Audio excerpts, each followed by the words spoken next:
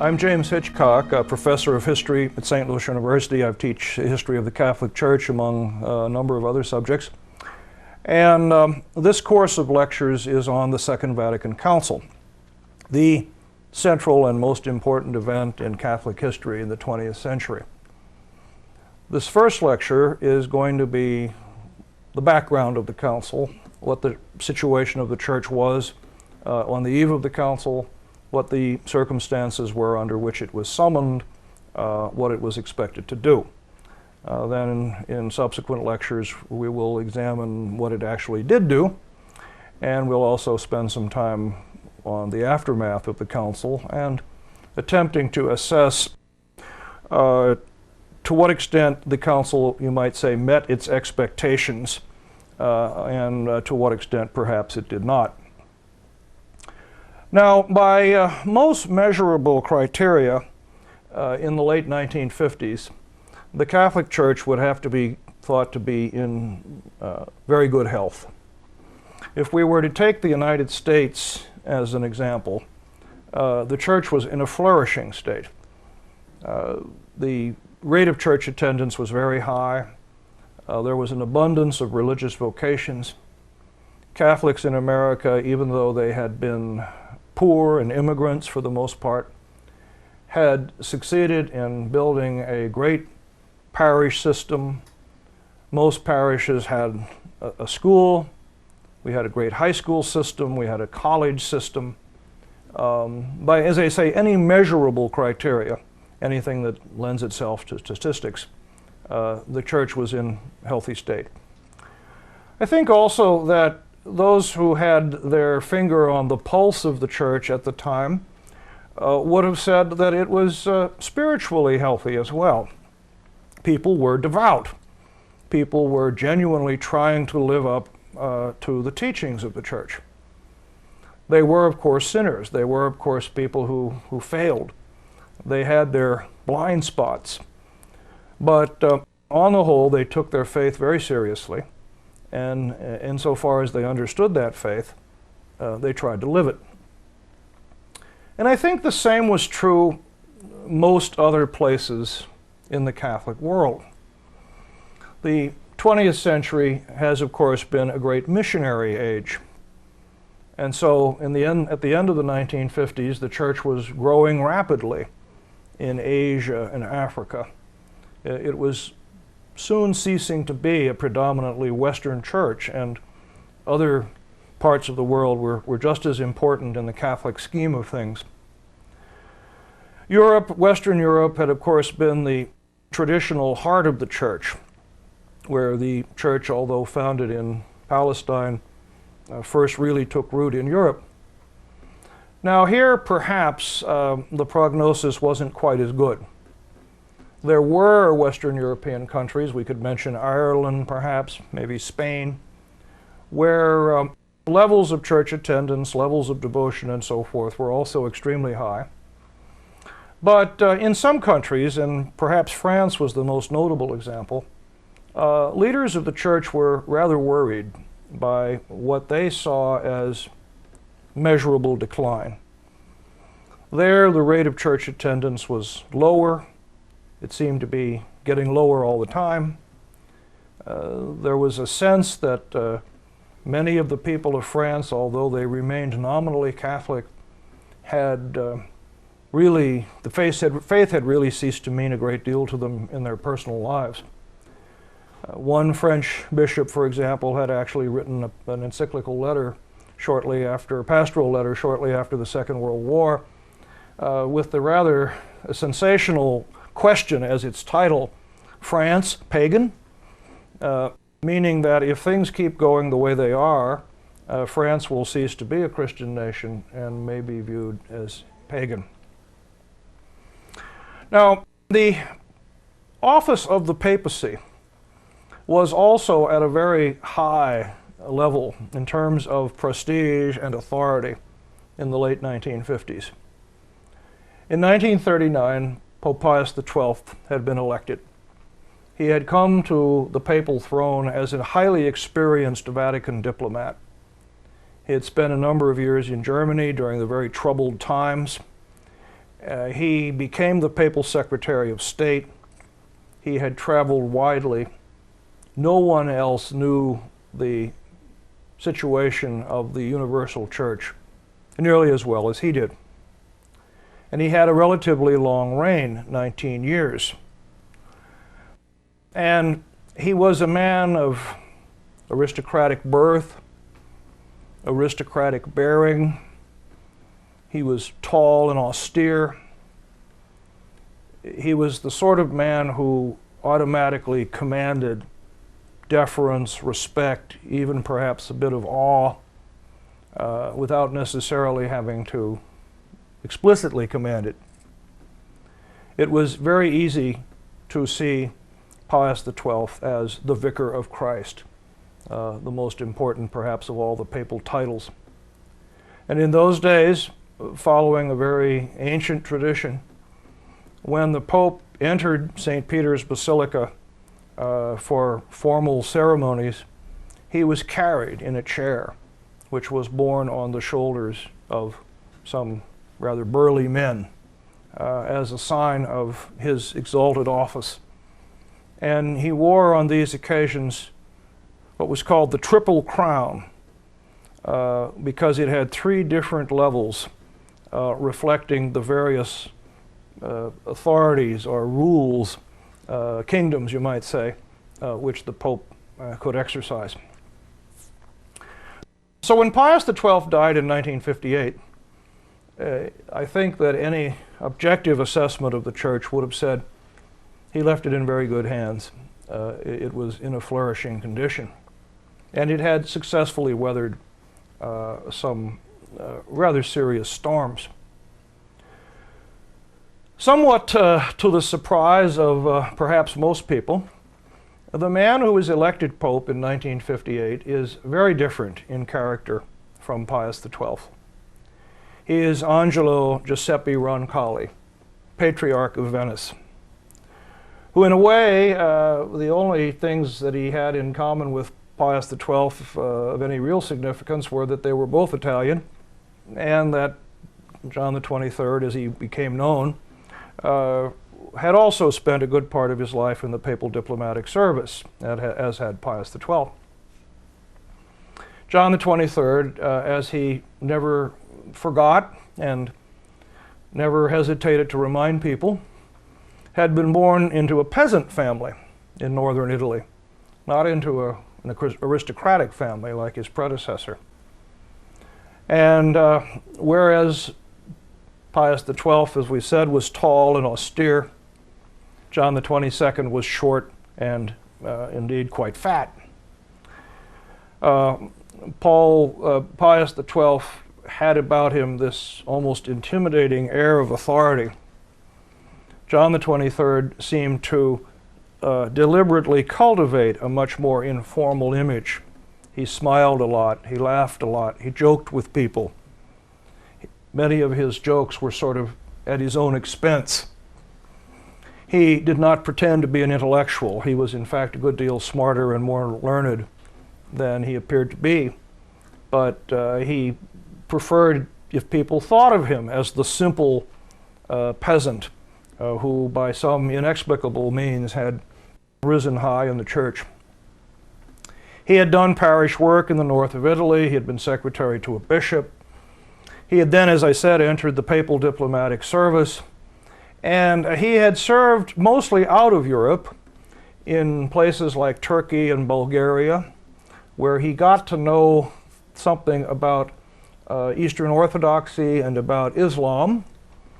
And then after World War II was made the papal nuncio or ambassador to France, which was a very difficult position because the French government was very upset at the fact that they said some of the French bishops had actively cooperated with the Germans during the war.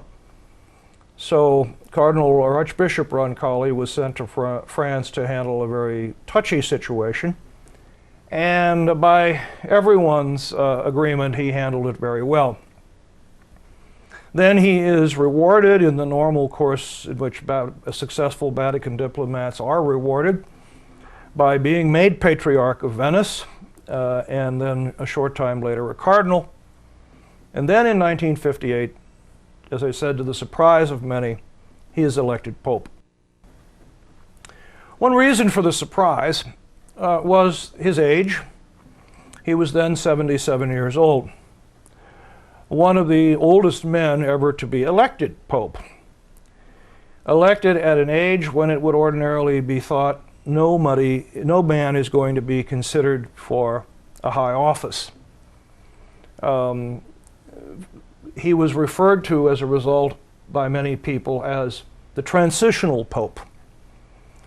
That the cardinals who elected him must have known it would not be a long pontificate, and they wanted him in a certain sense to be almost a caretaker of the papal office until a younger man would succeed.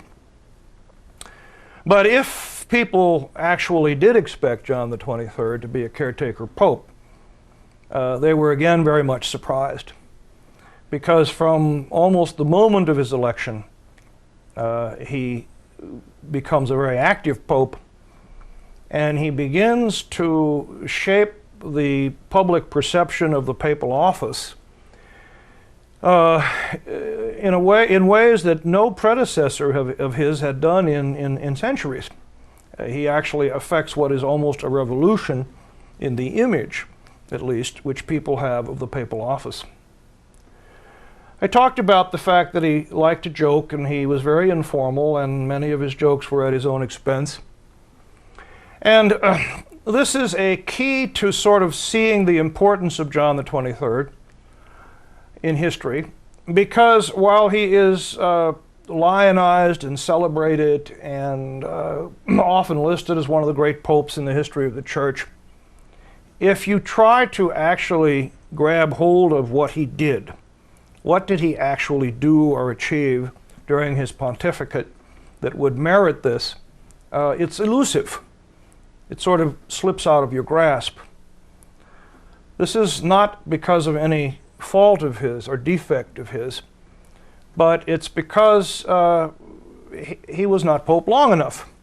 Whatever initiatives, plans, projects that he had would necessarily be carried out by someone else. But the revolution that he effected in the papacy was the revolution, as I said, in its image, and the revolution then of how the public perceived the papal office. He was an enormously likable man.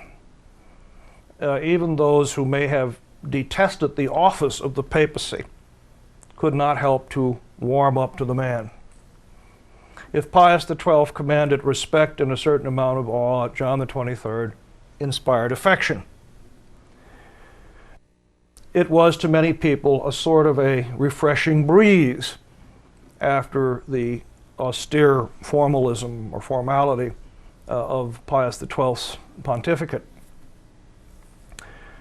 After 1870, when the Italian government had seized the papal states from the Pope, had incorporated them into the new state of Italy, including most of the city of Rome itself, leaving the Pope with only a very small bit of territory, which will later on be called Vatican City.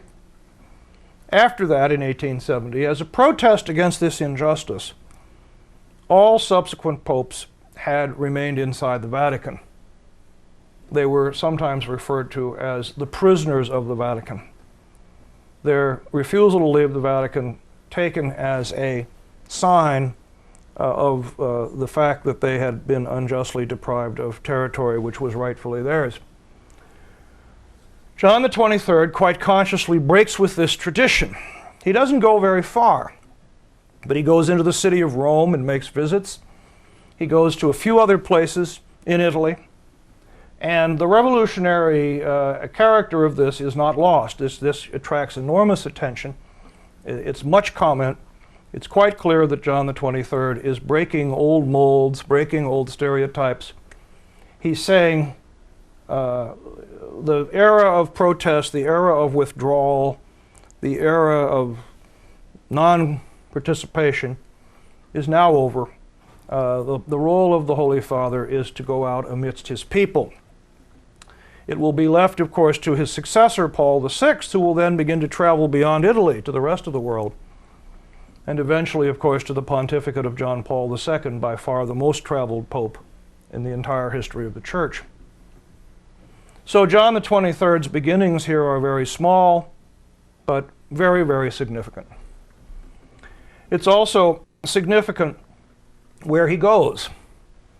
One of the first places he visited after he left the Vatican was to go into Rome and visit a jail and to spend time with the prisoners, demonstrating his great pastoral concern to go to, in a sense, the most outcast members of society, the most rejected, and to say that the Church and the Pope reach out to everyone.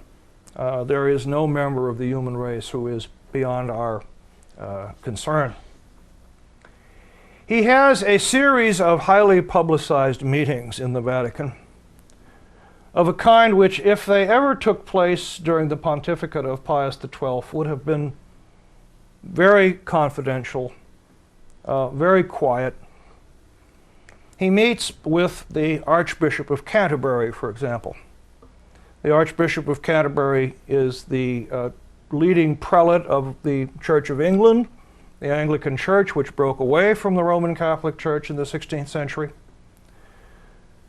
It had been Catholic policy ever since the 16th century to say that we should not engage in cooperative efforts with other religious groups, because in doing so, one gives a sort of stamp of approval, sort of a stamp of legitimacy to other religious groups.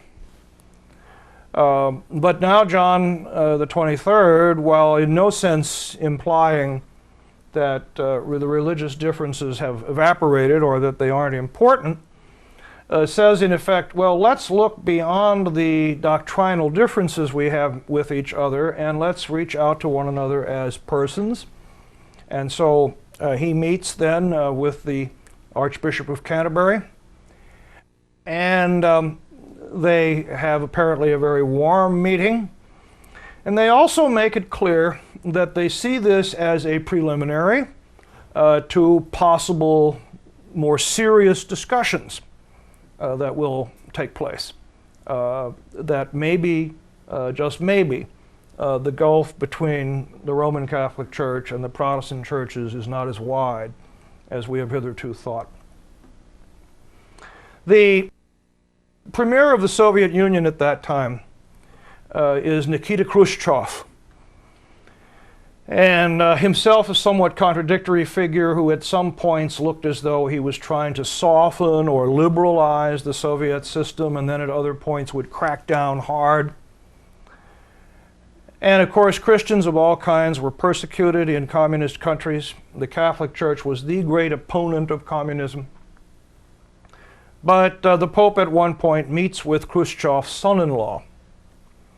Now, that's not exactly a high-level diplomatic meeting. Again, it's more or less on the level of informal contact. But it sends again the message that the Pope's willing to reach out to everyone, to possibly see if we could go beyond barriers, beyond conflicts, to make contact with one another in a meaningful way, which we perhaps could then later build on.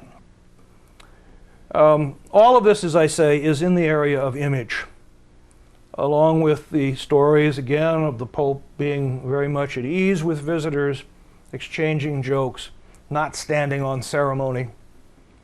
He begins to strip away a lot of the elaborate ceremony, no longer carried on a chair. He joked that this had to be stopped because of his excessive weight. His successor, Paul VI, will do away with wearing the triple crown, the great tiara, and wear only a bishop's mitre instead. A shift of emphasis from the Pope as prince, the Pope as ruler, the Pope as authority, to the Pope as a pastoral figure, the Pope as someone who has a care of the souls of people, and who his main concern is exactly that. John is elected, as I said, in 1958, and he has not been Pope for even 2 years when he makes an announcement which knowledgeable people in the Catholic world find quite startling. He says that he intends to summon an ecumenical council. Most people, I think, didn't even know what an ecumenical council was. There have been many of them in the history of the Church, several dozen. But between 1563, which was the Council of Trent, the end of the Council of Trent, and 1870, which was called the Vatican Council, there had been none. So for a period of over 300 years, there was no council. Then, after 1870, the Vatican Council, there had not been one for almost 90 years when John XXIII announces his intention to call one. And since this new one is also going to meet in the Vatican, it's called the Second Vatican Council, and the first one of 1870, of course, is called the First Vatican Council. Now, as I say, most people in the Church didn't even know what a council was, and those who did were quite startled, because councils had usually been summoned in the history of the Church for really important and momentous reasons. Council of Trent had been called in the 16th century to determine the Church's appropriate response to Protestantism, to the Protestant Reformation. Earlier councils had met to deal with questions or controversies that were racking the Church and splitting it open, such as the question in the early centuries of whether Jesus was in fact truly God in the full and complete sense of the word. The First Vatican Council in 1870 had been called in an environment where the Church had been under very severe attack in a number of places, and where it looked as though religious belief, and especially the Catholic Church, was being placed very much on the defensive. And it had its chief and most remembered achievement was to have officially declared the doctrine of papal infallibility as a dogma of the Catholic Church, and to allow the Pope then to claim for himself this authority, which Pius XII had been very successful in exercising. There was something rather odd about the way in which John XXIII announced the summoning of the council, because it was almost a kind of throwaway line. He was making an address, and he mentioned several other projects that he had in mind, and he said, and an ecumenical council. And one of the things that a lot of people found startling and puzzling about this was such an event was really of such consequence that it should have merited a major announcement of its own with much fanfare. But for whatever reason, John XXIII chose not to do it that way. Almost immediately, of course, there was feverish speculation. Why is he calling this council? What is its purpose? People scratched their heads because, again, at most other times in the history of the Church, the council had been called in a time of great crisis, and it had been called to resolve the crisis. But the Church in 1960 was not in crisis. The Church in 1960, on the whole, appeared to be flourishing. I think to understand what John XXIII had in mind in summoning the council, it's necessary to understand a particular key to his character and personality, which is extremely important. And that is, he was a man who apparently was relentlessly optimistic and relentlessly hopeful. He had had his share of disappointments and setbacks in life. He certainly was not unacquainted with grief and disappointment and frustration. But through it all, he had remained fundamentally optimistic, or perhaps we should rather say hopeful, using a religious term, with his hopefulness rooted in his faith.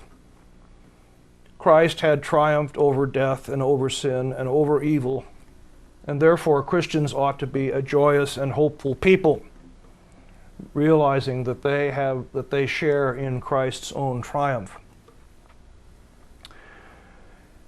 In announcing his intentions for the council, John was always rather vague, or at least it seemed to many people that way. He never set forth a specific agenda, saying, I want to do this, this, and this. He talked about unity as one of the things that he hoped for. And people understood what he meant by unity as a reaching out to other groups beyond the Catholic Church. And he also talked sometimes about a new Pentecost, a new outpouring of the Holy Spirit. And it seems to me that what he had in mind was that a council, if it properly did its work, could be the occasion for an enormous flourishing, an enormous explosion of faith, apostolic work, zeal, and so forth within the Catholic Church. A great revival, if you will, a great spiritual revival. So, whereas previous popes had often been motivated by pessimism when they summoned councils, we've got problems, we need to take care of those problems. John XXIII seems to me to have been motivated by optimism. The time is ripe. Maybe we are standing on the threshold of a tremendous new spring.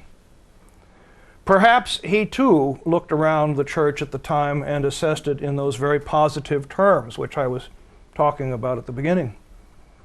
And perhaps thought to himself, the church is very healthy. It's as healthy as it has been for many, many centuries. Perhaps the Lord has prepared us now for the opportunity of moving to the next higher level. He never actually confided to anyone, as far as anyone knows, his exact intentions for the council. The Second Vatican Council is referred to as an ecumenical council. And even many people who don't know much else about it or about the Catholic Church will refer to the Ecumenical Council.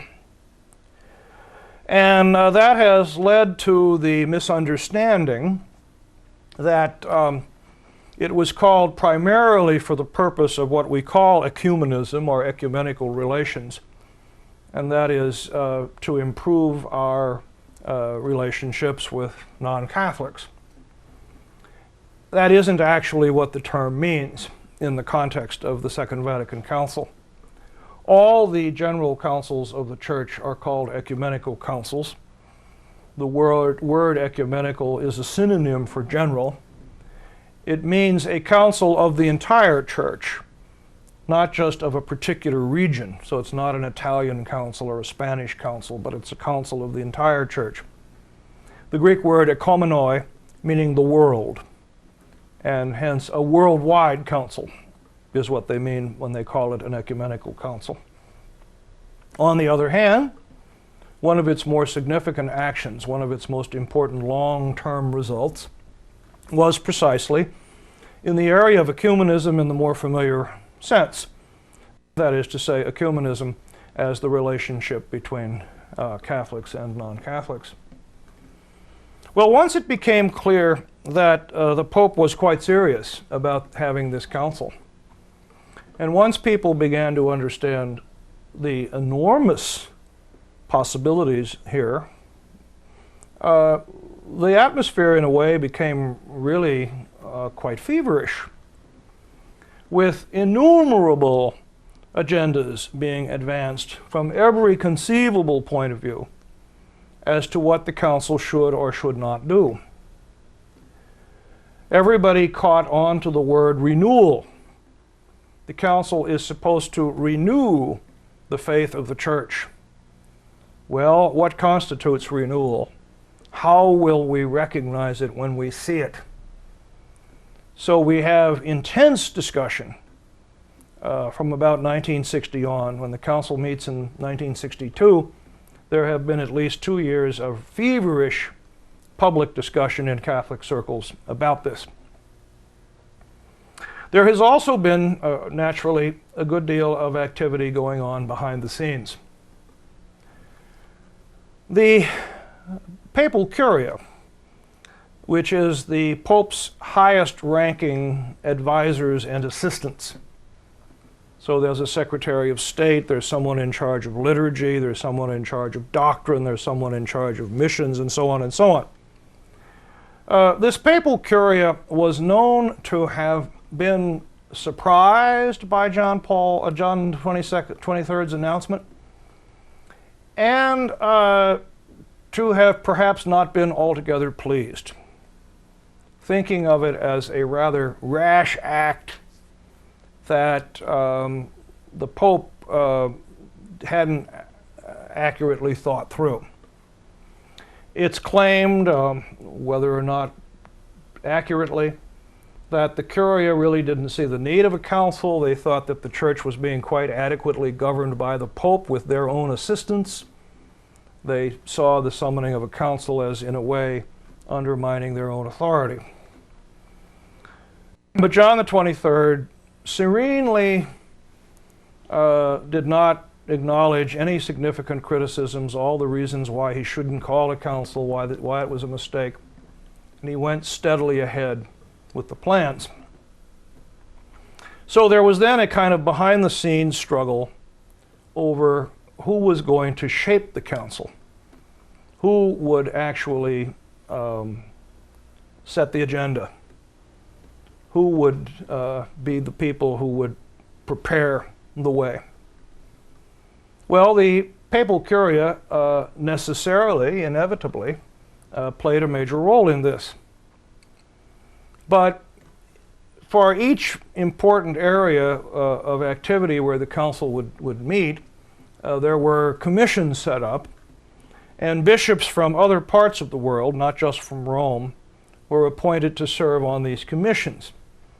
And so the preparatory commissions, as they were called, represented a cross-section of opinion and a geographical cross-section of the church, and in that sense could be called a fulfillment or an expression of the real meaning here of the word ecumenical, worldwide. Alongside the preparations for the council, and of course it was part of this intense discussion that I've talked about as to what the council ought to do, alongside that, there was a considerable amount of ferment going on in the church just in general. John XXIII liked to talk about opening windows, and the image was that perhaps the church had kept its windows and doors closed for too long, and that the air inside had gotten rather stuffy, and that the church perhaps had ceased to be in contact with interesting and hopeful developments which were taking place on the outside. And so, by opening the windows, we'll let in some fresh air, and we'll also be able to look out and see what's going on out in the great big world. I don't know to what extent John XXIII fully intended the connotations of that, but this is what was generally understood from his image of opening windows. He also made use of an Italian word, adjournamento, which could probably be best translated as updating. It comes from the same word from which our word age comes from, to bring something into conformity with the age. The church needs updating. And he used that word. And there was the perhaps more familiar word, renewal. So there were various words circulating around at that time, and whichever one you preferred and however you understood it, there was once again what I would describe as almost a feverish atmosphere of expectation, of excitement, that we are on the edge of something extremely important for the church and for the world. And what a great time it is to be alive, to be able to see this. So the things of great importance were taking place that were not, strictly speaking, a part of the conciliar agenda itself. One of them was exactly ecumenism, as I have described it, in the more restricted sense of relations with non-Catholics. There was a Jesuit cardinal, Agostino Bea, who was put in charge of a new Vatican agency called the Office for Christian Unity. Now, the very title of the office was itself rather startling. The Catholic Church had made it clear, ever since the Protestant Reformation, that yes, Christ intended that all should be one. Christ intended that the church should be one. But this can only occur by those who have left the Catholic Church, who have separated themselves from the Catholic Church, returning to the one true fold. And that did not appear to be a realistic expectation in the foreseeable future. So for the Vatican to talk openly about Christian unity itself seemed to represent a striking change, and to set up an official office in the Vatican for that purpose, and to appoint an important, influential Roman cardinal to head that office. All of this is really quite striking. The part of it, again, is in the realm of personality, mood, spirit.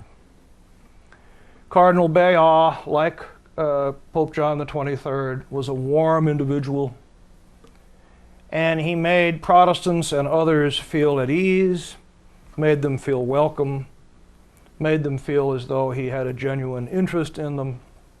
He was theologically knowledgeable. He understood important theological issues and what the differences were between Catholics and Protestants. And it was soon understood that this ecumenical initiative, which the Church was committing itself to, was a significant departure from the previous policy, in that Cardinal Bea, on the one hand, was not saying, admit your errors and get back in the Catholic Church as fast as possible, or we have nothing to talk about. Nor, on the other hand, was he a starry-eyed dreamer who thought that somehow or other differences were going to melt away. That what he did say, however, was, let us begin the process of dialogue. Let us begin talking to one another. All we really want to do at this point is to talk to one another. In order to do that, we have to be respectful of one another, and we have to really listen to one another. We cannot come with preconceived stereotypes. You have to really listen to what other people are saying. You have to listen to it sympathetically, which doesn't mean that you accept it necessarily. It doesn't mean that you abandon your own principles and accept and adopt other people's, but it means that you don't come with a prejudice. You don't come absolutely closed-minded so that you cannot see that there may be some truth in the other man's position. Well, this ecumenical endeavor under the Pope's sponsorship, with the very prominent figure of Cardinal Bea, in a way is kind of a model for what is going on elsewhere in the Church. When I say that you have to understand the pontificate of John XXIII almost more in terms of mood, spirit, attitude, less in terms of concrete events or concrete achievements, this does make it elusive. That does make it a little bit hard for those who didn't live through it to understand its importance. But one of the moods that was being generated here was a mood of what we might call relaxation. Not necessarily in a bad sense. The Pope himself had a kind of a relaxed style, as we've mentioned before. He liked to be informal, he liked to be simple, he liked to stress his peasant origins. He didn't want to maintain a distance between himself and the rest of the church. He was this ingrained optimist, a man who believed that we were on the edge of a great revival, a man who could see the good in everything, and who thought that the good that existed in everything could overcome the bad. The Catholic Church on the eve of the Second Vatican Council was highly organized, and it had a very strong and very detailed sense of its own identity. By that I mean, first of all, that its governing structure was very clear. Everybody understood the hierarchy of the church, which went from lay people to priests to bishops up to the Pope. Everybody knew that there were all sorts of laws and rules in the church, so that if you had any questions about what was the appropriate standard of behavior for a Catholic in a given situation, if you consulted a knowledgeable priest, he would be able to tell you, because the church had probably prescribed for that at some point. There was a healthy sense of sin, of evil, of the snares of the world, and of the need for serious Catholics, therefore, to guard and protect against these snares. People were taught to be very conscious of their sins, to be very conscious of temptation, to go to confession frequently, to do penance. And they were very strongly warned against situations, might be a book, it might be something else, that could be conducive to sin. The more involved you were in the life of the church, the more your life was organized according to rules of one sort or another. Priests, nuns, monks, and so forth, whose lives were closely regulated according to very strict rules. If John XXIII was a relentlessly sunny optimist, much of this legacy of the Council of Trent, which is really what it was, coming down from the 16th century, proceeded from a somewhat different view, which was a rather pessimistic view of the world. A sense that things will not turn out right unless we make serious efforts to make sure that they do. That we have got to guard against negative things which constantly threaten us. That human beings themselves are combinations of good and evil. And while we are capable of doing good, we are also very prone to evil. And we have therefore got to surround ourselves with protections against evil from the outside and against the evil which exists within ourselves. Well, John XXIII certainly did not deny the existence of sin. If you look at the major written work which he left behind, which was called the Journal of the Soul, he had been keeping this journal since the time he was approximately a high school student.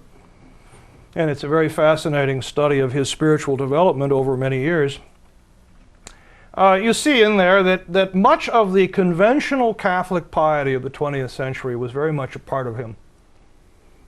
He too talked about the snares of temptation, the snares of the world, the need for self-discipline, rigorous examination of his own conscience every night to determine where he may have failed during the day, and so forth. He was not an intellectual. He was not interested in speculative theology and philosophy. He wasn't chafing under what he saw as an overly rigid or old-fashioned theological tradition. But he was, again, by disposition, an optimistic man, a hopeful man. And it's not just a mood, it's not just a quirk of personality, but it is rooted in his faith in the very simplicity of his faith. That if you want to exaggerate and oversimplify and say that it's a simple peasant's faith, it is this very simplicity which leads him to sort of come to the world in a open-hearted, open-minded, open-armed way. Now, this in itself is, in the experience of many people living at that time, rather revolutionary.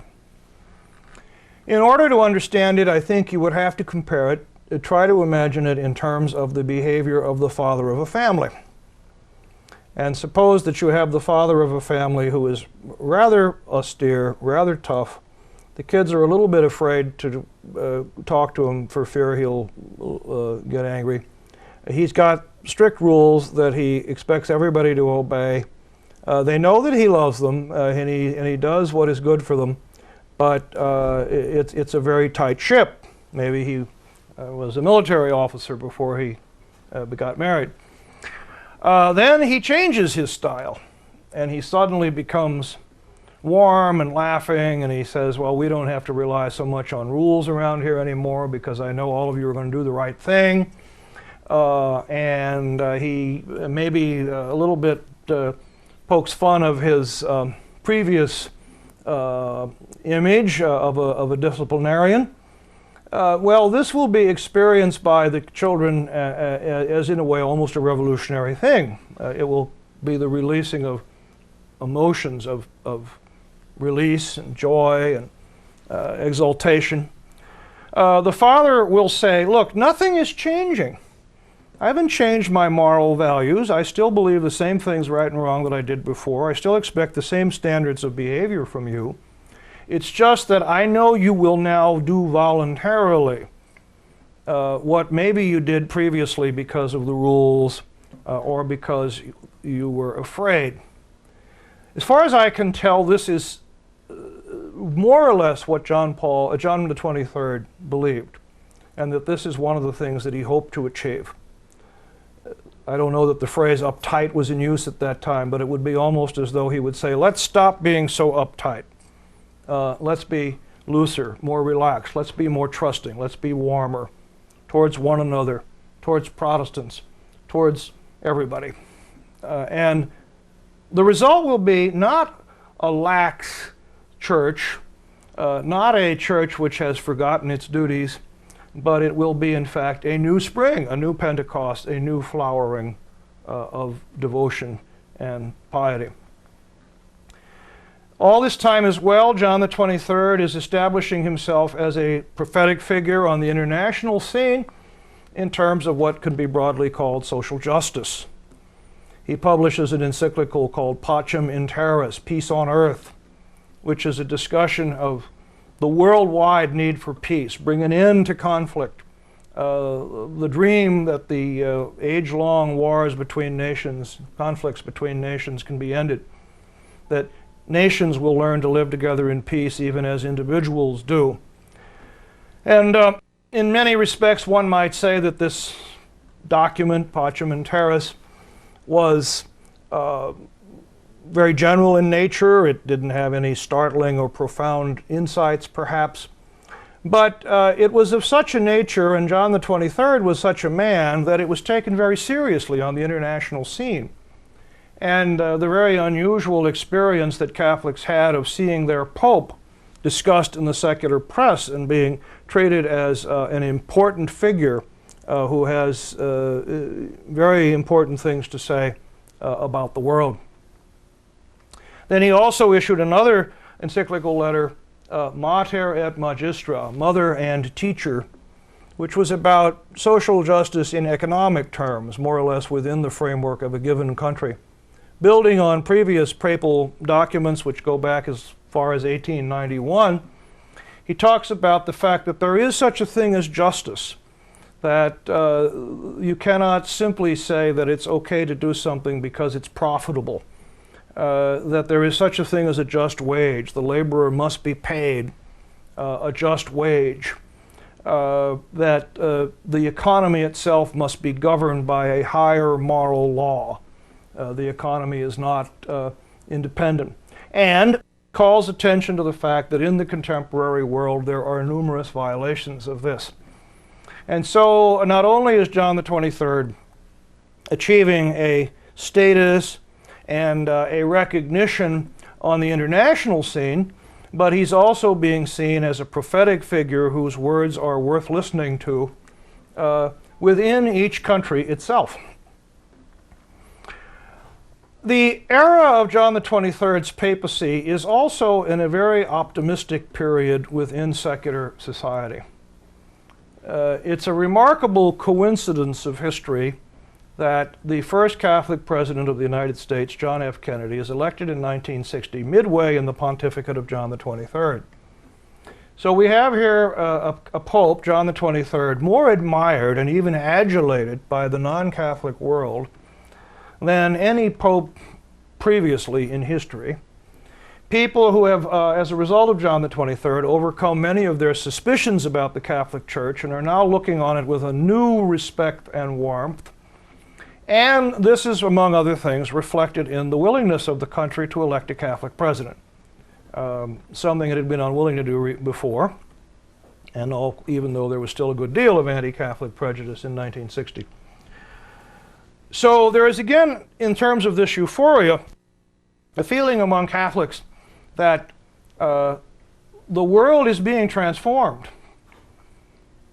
Catholics look to John F. Kennedy as a man who perhaps they thought, some people thought, was going to apply Catholic social teaching to the transformation of society.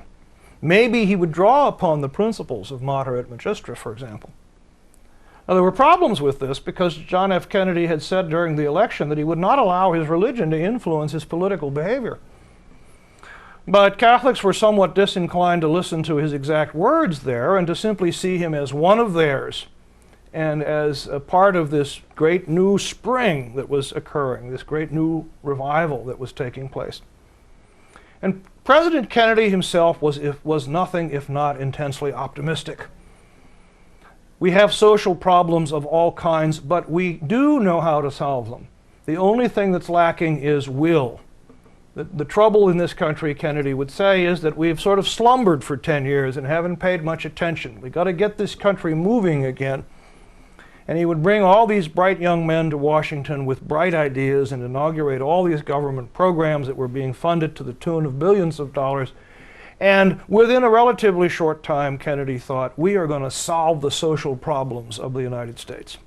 And a lot of other people thought that too. And it went along very much in certain respects with the great religious hopefulness, the great religious optimism of John the 23rd, and even the possibility, as I've said, of linking the two together and seeing them perhaps as almost mutual causes of one another. John the 23rd would sometimes refer to people who were more pessimistic than he as doomsayers, and he had some of those people in his curia. The Cardinal Alfredo Otaviani, who was the head of the Congregation for the Doctrine of the Faith. He was charged with maintaining orthodoxy in the church, was one example, who saw the potential for negative results in everything that the Pope saw as essentially positive. But the Pope would sort of chuckle and refer to the doomsayers, and to suggest that a good Catholic who possesses faith would necessarily be hopeful. We have triumphed over evil. Christ triumphed over death. We are part of that same victory. And now what we need to do is celebrate it and implement it. So, into the year 1962, they are preparing for the meeting of this council. Several years of intense preparation have gone on. There is intense expectation. There are, as I've said, a variety of agendas which various people have articulated. Tragically, John the 23rd will not live to see much of the council. He will live to see the first session, but then he will die in the summer of 1963. but he will have set in motion the event which will certainly be seen as the great Catholic event of the 20th century.